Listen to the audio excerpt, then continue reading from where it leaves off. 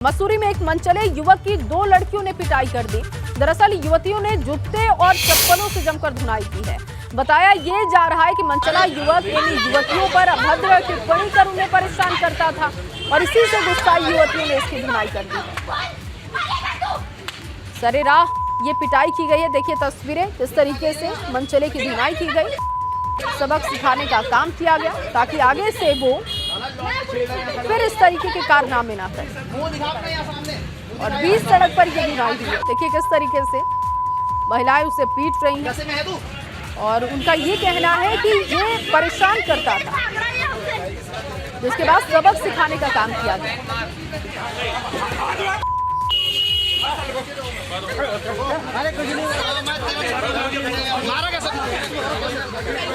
उसके बाद पुलिस भी वहां पर पहुंची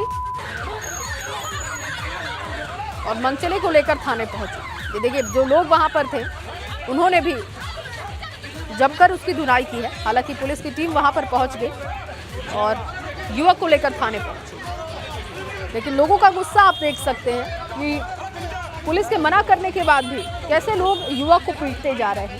दरअसल ये युवतियों से छेड़खानी करता था, लेकिन जब युवतियों के हाथ पड़ा तो किस तरीके से उसे सबक सिखाने का काम किया गया, उसकी तस्वीरें हमने आपको दिखाई। अब खबर हरिद्वार से है और बड़ी खबर यह है कि हरिद्वार में विश्व हिंदू परिषद की बैठक का आज आखिरी दिन है। सुबह 9 बजे से शुरू हुआ दूसरा सत्र और बैठक में ज्ञानवापी, धर्मांतरण जैसे मुद्दों पर होगी चर्चा।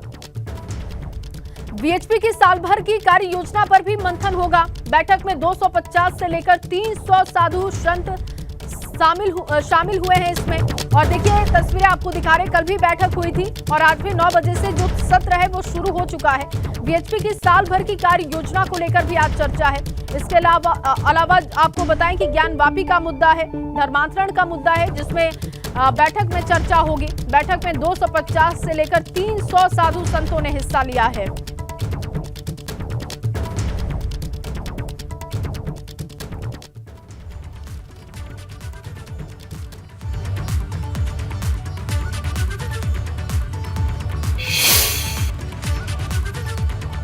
एक समान कानून बनना चाहिए। कुटुंबकम, जो लोग हमारे से दूर होकर के दूसरे मजहबों में, दूसरे धर्मों में जो गए हैं, वो दोबारा उनको घर वापसी का कार्य किया जा रहा है। और हमारा सनातन धर्म, हमारी हिंदू संस्कृति अनादि है, ये परमात्मा का बनाया हुआ है। सभी का लेख मिलता है, लेकिन हमारे सनातन धर्म का, हमारी भारतीय संस्कृति अनादि है। बैठक का आज आखिरी दिन है और मेरे सहयोगी इस वक्त विनोद जुड़ चुके हैं हरिद्वार से, जो कि अपडेट हमें करेंगे क्योंकि सत्र की शुरुआत हो चुकी है। विनोद, बैठक का दूसरा दिन है और ज्ञानवापी का मुद्दा है, धर्मांतरण का मुद्दा है और साथ ही साथ साल भर की जो कार्य योजना है उसको लेकर आज की बैठक में चर्चा होनी है। और इस वक्त सत्र की शुरुआत हो चुकी है, क्या अपडेट कीजिएगा।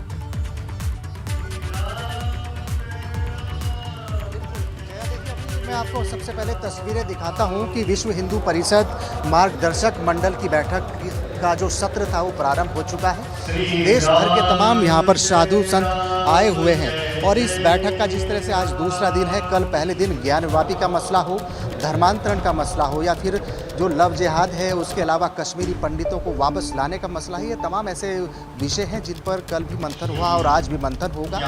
बैठक में तमाम साधुगणों के माध्यम से प्रस्ताव आएंगे। प्रस्ताव के बाद में एक विस्तृत जानकारी विश्व हिंदू परिषद की ओर से दी जाएगी। और ये भी माना जा रहा है कि जिस तरह से उत्तराखंड में राज्य सरकार ने Uttarakhand civil uniform civil code की घोषणा यहाँ पर की है, तो सभी संतों की ये राय है कि उत्तराखंड में जल्द ही यूनिफॉर्म सिविल कोड लागू हो जाए। इसके अलावा साधु संतों का यह मानना है कि जो देश में इस समय मौजूदा हालात है, कुटाराघात करने की कोशिश यहाँ पर की जा रही है, उस पर बिल्कुल रोक लगे। और इसके अलावा जो धन यानी लालच के प्रलोभन, लालच में धर्मांतरण का कार्य किया जा रहा है, वो बिल्कुल गलत है। इसके साथ साथ लव जिहाद का मसला हो और उत्तर प्रदेश में जो ज्ञानवापी का मामला पिछले लंबे समय से चर्चाओं में है, उसको लेकर भी इस बैठक में मंथन हुआ। आज तमाम अलग अलग विषयों को लेकर साधुगणों के प्रस्ताव यहाँ पर आएंगे और उस प्रस्ताव के बाद में तमाम मुख्य जो मुद्दे होंगे उसको लेकर विश्व हिंदू परिषद केंद्रीय मार्गदर्शक मंडल की तरफ से प्रेस वार्ता की जाएगी, तमाम विस्तृत जानकारी दी जाएगी। बैठक प्रारंभ हो चुकी है और देश भर के यहाँ पर साधुगण आप देख पा रहे हैं कि सीधी तस्वीरें हरिद्वार की है।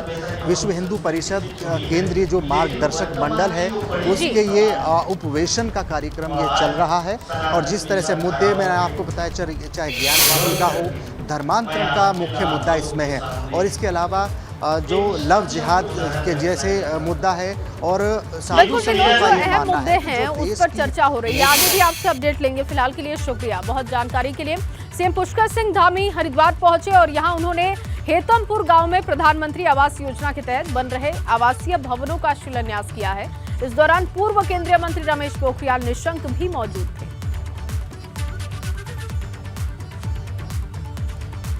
तो आपको बताएं कि मुख्यमंत्री पुष्कर सिंह धामी प्रधानमंत्री आवास योजना के कार्यक्रम में पहुंचे थे और रमेश पोखरियाल निशंक भी उनके साथ मौजूद थे। यहां पर बड़ा तोहफा दिया सीएम ने, बड़ी सौगात दी है। हरिद्वार में सीएम का ये कार्यक्रम था जिसकी तस्वीरें आप देख रहे हैं हेतमपुर गांव का। प्रधानमंत्री मोदी जी ने जब से देश के प्रधानमंत्री के रूप में काम करना शुरू किया, उन्होंने देश के ऐसे लोगों की चिंता करी जिनके पास मकान नहीं है, जिनके घरों में जो है गैस के सिलेंडर नहीं पहुंचे हैं, जिनको स्वास्थ्य की सुविधाएं नहीं मिल रही हैं। उस कड़ी में प्रधानमंत्री आवास योजना शहरी, आज हमने उसका यहाँ पर शिलान्यास किया है। लगभग 2400 से ज़्यादा मकान आज उनके शिलान्यास हुए। और अब रुख करते हैं अगली खबर का, जहां पर सचिव रामविलास यादव के सभी आवास पर आय से अधिक संपत्ति के मामले में छापेमारी की गई है। खबर यह है कि छापेमारी में विजिलेंस की टीम को कई अहम दस्तावेज मिले हैं, जिसमें कई दस्तावेज बैंक से जुड़े बताए जा रहे हैं। और आपको बताया कि रामविलास के आवास पर छापेमारी की गई है। लखनऊ, गाजीपुर, देहरादून में छापेमारी हुई है, जिसकी तस्वीरें हम आपको दिखा रहे हैं। दरअसल आय से अधिक संपत्ति का ये मामला है। रिटायर्ड होने से पहले लंबी छुट्टी पर गए और लंबी छुट्टी पर है रामविलास यादव, लेकिन अब उनके घर पर कार्रवाई हो रही है। अपर सचिव रामविलास के घर पर छापा पड़ा है। पहले भी इनका रिकॉर्ड कुछ ठीक नहीं था और अब आय से अधिक संपत्ति मामले में लगातार एक्शन हो रहा है। विजिलेंस की टीम अलग अलग जगहों पर जो इनके ठिकाने हैं वहां पर पहुंची। कुल मिलाकर 7 ठिकानों पर छापेमारी चल रही है, जिसमें से अहम है गाजीपुर का, लखनऊ का, देहरादून का ठिकाना, जहां पर विजिलेंस की टीमें पहुंची और दस्तावेजों को खंगालने का काम किया गया। बताया जा रहा है कि कुछ दस्तावेज बैंक से जुड़े हुए हैं। आगे अब इस पर कार्रवाई होगी। विजिलेंस की टीमें लगातार दस्तावेजों को खंगाल रही है, उन्हें सील करने का काम कर रही है। लेकिन नौकरशाह के घर पर लखनऊ से लेकर देहरादून में जो छापेमारी चल रही है उससे कई सवाल भी उठ रहे हैं। हालांकि रिटायर्ड होने से पहले लंबी छुट्टी पर गए और उसके बाद देखिए अब एक्शन किस तरीके से हो रहा है। शिकंजा कस चुका है विजिलेंस की टीम का। लखनऊ, गाजीपुर, देहरादून में छापेमारी ताबड़तोड़ हो रही है।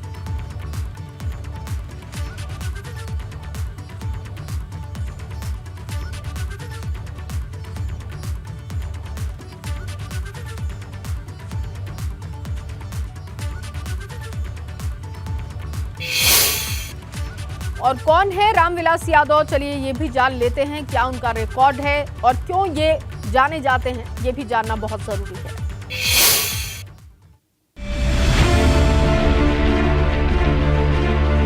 उत्तराखंड में अपर सचिव के पद पर तैनात रामविलास यादव के ठिकानों पर रेड चल रही है। ऐसे में रामविलास यादव कौन है और उनका इतिहास क्या है, ये जानना भी बेहद जरूरी हो जाता है।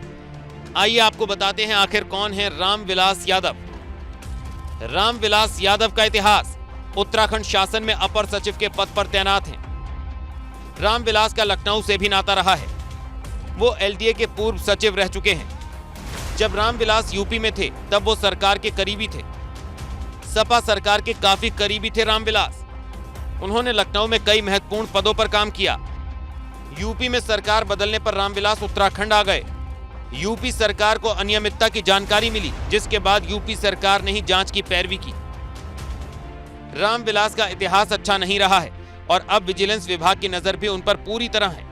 रामविलास के ठिकानों पर छापेमारी फिलहाल चल ही रही है। आगे छापेमारी में कई बड़े खुलासे होने के आसार हैं। देखना होगा आगे क्या होता है। Bureau report, ABP Ganga. और अब आपको हरिद्वार से बड़ी खबर दे दे। 13 जुलाई से होगी कांवड़ यात्रा की शुरुआत और इस बार कांवड़ यात्रा पर कोई पाबंदी नहीं है। 2 साल के बाद धूमधाम से कांवड़ यात्रा होने जा रही है और सरकार की तरफ से भी इसके लिए अलग व्यवस्थाएं की जा रही हैं। इसके लिए तैयारी शुरू कर दी गई है। लेकिन सबसे अच्छी बात यह है कि 2 साल के बाद कांवड़ यात्रा की शुरुआत हो रही है तो किसी भी तरीके की पाबंदी नहीं है। कांवड़िए खुलकर भगवान शिव के दर्शन कर सकते हैं। विनोद मेरे सहयोगी इस वक्त जुड़ चुके हैं लाइव हमारे साथ हरिद्वार से। 13 जुलाई से कांवड़ यात्रा की शुरुआत हो रही है विनोद, और लगातार हम देख रहे हैं कि इसके लिए तैयारी भी प्रशासन की तरफ से शुरू कर दी गई है, सरकार की तरफ से शुरू कर दी गई है। और क्या अहम इस बार कांवड़ यात्रा में हमें देखने को मिल सकता है? बिल्कुल जया, देखिए उत्तराखंड में चारधाम यात्रा के संचालन के बाद में बड़े पैमाने पर कांवड़ यात्रा का भी संचालन होगा। जुलाई से ये यात्रा प्रारंभ होगी और ये जो हरिद्वार जिला प्रशासन की ओर से तैयारी की जा रही है और हरिद्वार जिला प्रशासन का ये अनुमान है करीब 25 से 30 लाख कांवड़िए इस बार उत्तराखंड आ सकते हैं, जिसके चलते तमाम तैयारियों में जिला प्रशासन हरिद्वार जुटा हुआ है। और खासकर जो इंटर स्टेट कोऑर्डिनेशन मीटिंग होगी वो जल्द ही देहरादून में होगी। तमाम राज्यों के पुलिस अधिकारी और वरिष्ठ प्रशासनिक अधिकारी उसमें शामिल होंगे और जो कांवड़ यात्रा का संचालन पिछले 2 साल से प्रभावित था, इस बार लेकर तमाम तैयारी उनकी की जाएगी। और आपको ये भी बता दें कि जो उत्तराखंड की सीमाएं हैं उन पर विशेष चौकसी बरतने के भी निर्देश यहाँ पर दिए जा रहे हैं कि आखिरकार जब यात्रा शुरू होगी तो सीमाओं पर किस तरीके की चौकसी होगी, हुड़दंगबाजी ना हो। और जो डाक कांवड़ियाँ आती है जिसके चलते लोगों को दिक्कतें होती है, हुड़दंगबाजी होती है, उस पर अभी तक कोऑर्डिनेशन बैठक में मंथन होगा, बातचीत होगी और आखिरकार किस तरीके का डिसीजन रहते हैं उसके लिए तो इंतज़ार करना होगा। लेकिन हरिद्वार जिला प्रशासन की ओर से पूरी तैयारी यहाँ पर की जा रही है। 13 जुलाई से ये यात्रा प्रारंभ हो जाएगी और इस बार बड़े पैमाने पर कांवड़ यात्रा में कांवड़ियों के आने की आशंका यहाँ पर जताई जा रही है। राज्य सरकार की ओर से ये भी माना जा रहा है कि ये कांवड़ियों के लिए बहुत ही अच्छी खबर है कि 2 साल के बाद जब यात्रा शुरू की जा रही है तो कोई भी पाबंदी सरकार नहीं लगा रही है। बहुत शुक्रिया विनोद आपका तमाम जानकारी। तो इस बार कांवड़ यात्रा खास होने जा रही है, खास इसलिए क्योंकि उत्तराखंड सरकार ने कांवड़ यात्रा के लिए तैयारियां कर ली है और इस बार कांवड़ियों पर फूलों से वर्षा कराने की तैयारी है। रिपोर्ट देखिए।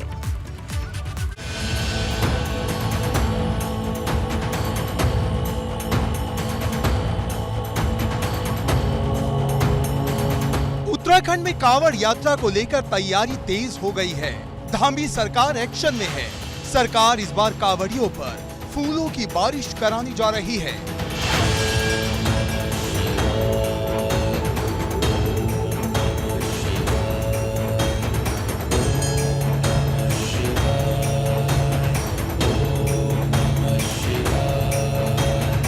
सावन के महीने में कांवड़ यात्रा का महत्व काफी ज्यादा होता है। कई लोग सावन के सभी सोमवार को व्रत रखते हैं।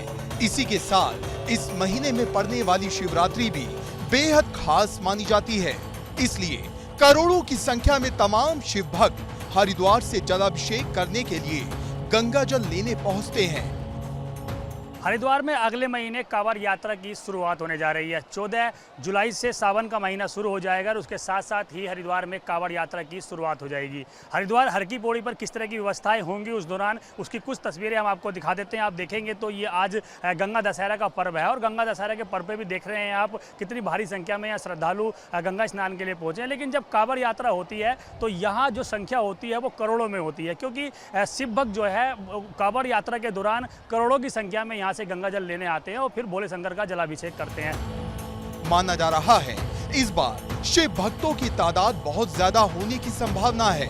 वहीं सरकार की ओर से कांवड़ यात्रा के दौरान हेलीकॉप्टर से पुष्प वर्षा की बात की जा रही है। पर्यटन मंत्री सतपाल महाराज ने कहा है कांवड़ यात्रा के लिए अभी से तैयारी तेज है। शुरू होने वाली है, उसके लिए हम लोग तैयारी कर रहे हैं। जिला प्रशासन को हमने सचेत कर दिया है और इसमें इस कांवड़ यात्रा के अंदर पुष्प वर्षा होगी माननीय मुख्यमंत्री जी ने ये भावना व्यक्त की है कि जो भी कांवड़ यात्री आएंगे उन पर हेलीकॉप्टर से पुष्प वर्षा की जाएगी। कोरोना की वजह से कांवड़ यात्रा पिछले 2 सालों से नहीं हो पाई थी। ऐसे में इस बार ये यात्रा काफी खास होगी।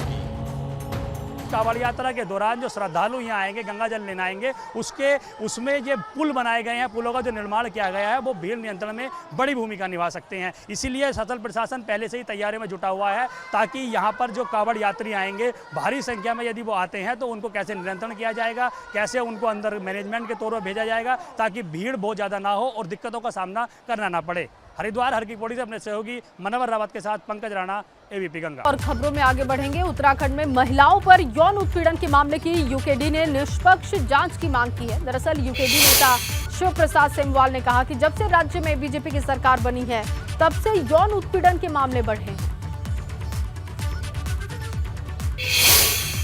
पीडब्ल्यूडी में जो अयाज खान साहब हैं, इन पे यौन उत्पीड़न के आरोप, लेकिन इस पे सतपाल महाराज जी ने भी जब जांच किया कहा कि भाई विशाखा गाइडलाइन के अनुसार इसकी जांच की जाए। विशाखा गाइडलाइन के अनुसार कोई जांच नहीं हुई। खुद इनका प्रमोशन कर दिया गया, उसमें मंत्री की कोई कंसेंट नहीं दी गई और जो जांच थी वो जो कनिष्ठ अधिकारी थे उनके थ्रू की गई। तो हमारी ये मांग थी कि भाई जांच को कनिष्ठ अधिकारियों के माध्यम से न करवा के जो उच्च स्तरीय अधिकारी उनके थ्रू किया जाना चाहिए और विशेष संवेदनशीलता के तौर पर इस तरीके की कोशिश को लिया जाना चाहिए। और उधर हरिद्वार में भारतीय किसान यूनियन अम्बावता के 3 दिनों के राष्ट्रीय अधिवेशन की शुरुआत हो चुकी है। इस अधिवेशन में किसानों की मूलभूत समस्याओं को लेकर चर्चा हो रही है। इस अधिवेशन में किसान यूनियन के हजारों कार्यकर्ता शामिल होने के लिए पहुंचे हैं।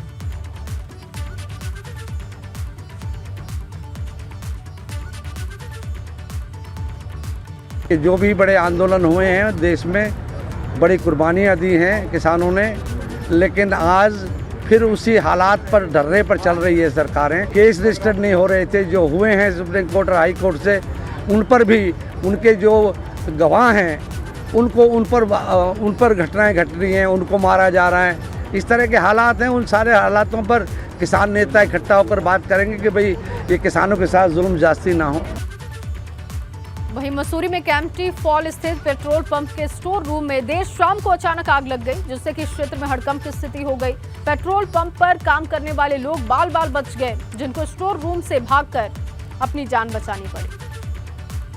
देखिए आग की तस्वीरें आप देख पा रहे हैं। हालांकि आग पर काबू पाया जा चुका है, लेकिन आग कैसे लगी इसकी जानकारी नहीं है। गनीमत ये रही कि जो लोग वहां पर काम कर रहे थे वो समय से भागकर अपनी जान बचा पाए।